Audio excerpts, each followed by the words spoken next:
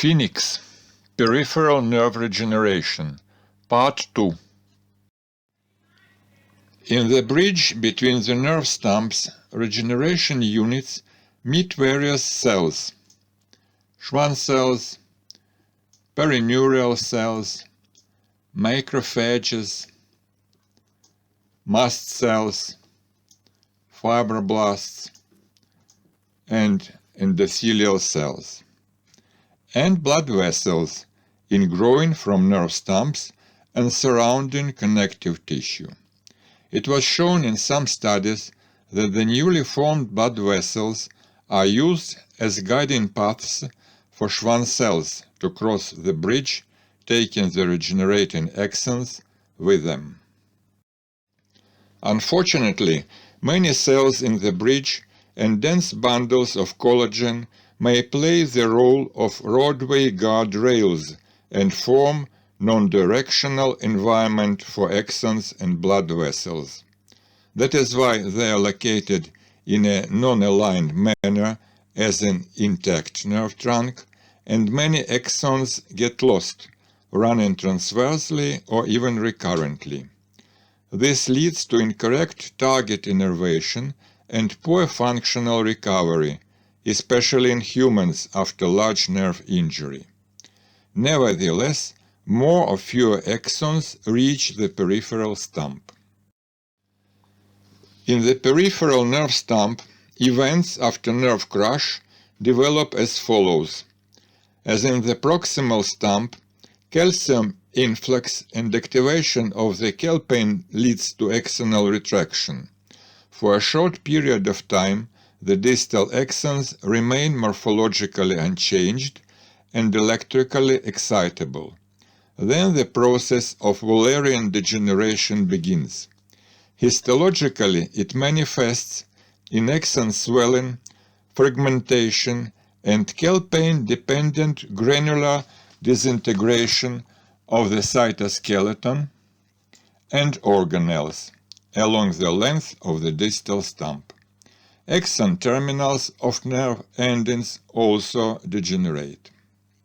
Schwann cells respond to the nerve injury rapidly, even before axon degeneration occurs.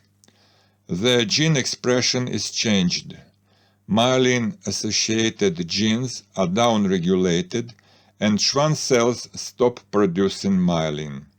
Simultaneously, molecules that characterize immature Schwann cells, for example, glial fibrillary acidic protein, are upregulated.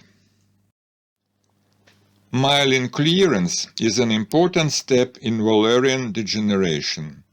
The myelin sheaths separate from the axons at the myelin clefts first, and then disintegrate to form bead-like structures that are called myelin ovoids or ovoids of degeneration.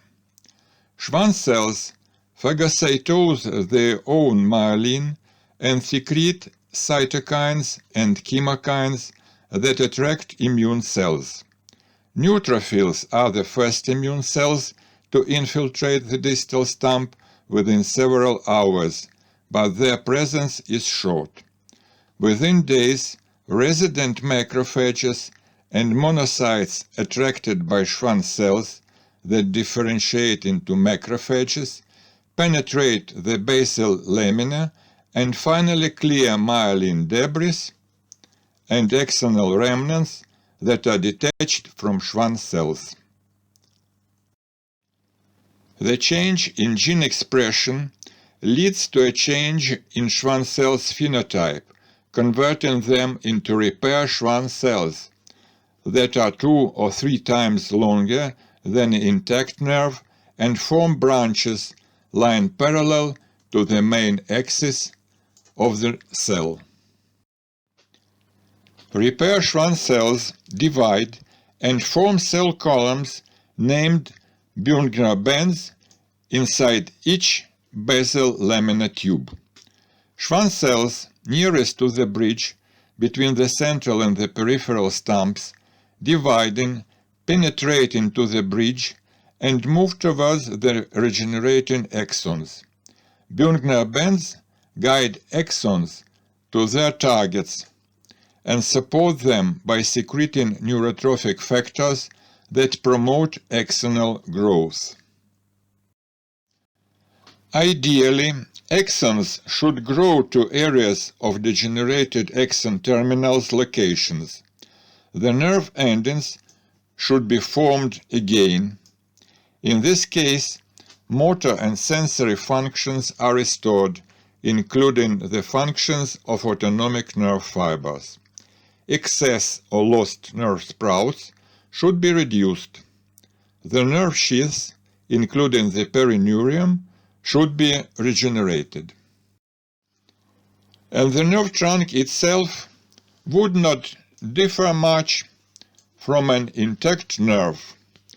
But in the real life, axons are much less likely to find their way into their original basal laminar tubes and the sites of their nerve endings due to the described specific structure of the tissue bridge between proximal and distal stumps. Even the standard clinical treatment of microsurgical reattaching of the nerve stumps that leaves a minimal gap to be filled by a bridge does not lead to full restoration of function. Nerve regeneration occurs much more efficiently in axonotmesis. This type of injury results from nerve compression, and its main difference from neurotmesis is that Schwann cells basal laminae remain intact. Nerve fibers distal to the site of injury undergo Wallerian degeneration. However, the regenerating axons of the central stump easily enter their basal laminar tubes. In the axonotmesis, proper restoration of functions is observed. Thank you for attention.